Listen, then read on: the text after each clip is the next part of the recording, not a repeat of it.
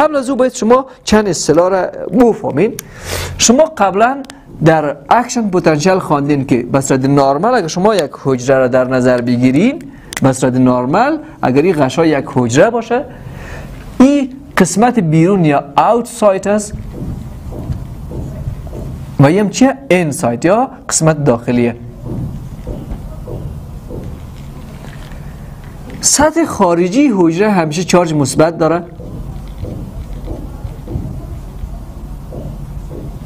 و قسمت های داخلی حجره چارج منفی داره. ما اینمی حالته که سطح بیرونی غشای حجره چارج مثبت و داخل غشای حجره، سطح داخل غشای حجره چارج منفی داشته باشه، اینمی حالت به نام پولارایزیشن یاد کنیم. پولارایزیشن.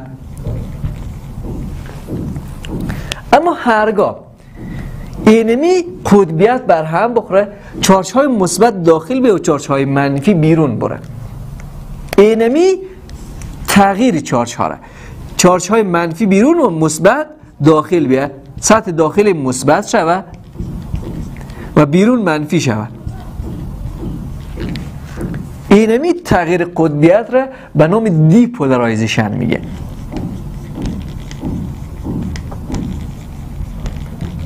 دیپولارایزیشن.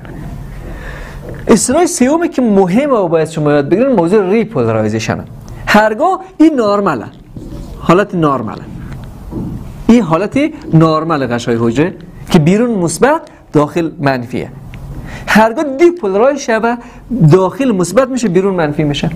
اما هرگاه ما اینمی حالت دوباره به حالت نرمال بگردانیم، هرگاه دوباره سطح خارجی مثبت و سطح داخلی دوباره چی شوه؟ منفی شوه.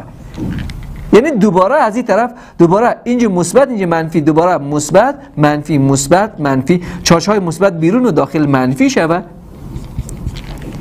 اینمی حالتی که دوباره غشا به حالت پولارایز برمیگرده، دوباره سطح بیرونی مثبت و سطح داخلی منفی میشه. اینمی حالت به نام ریپولارایزیشن میگه. این موضوع ریپولارایزیشنه.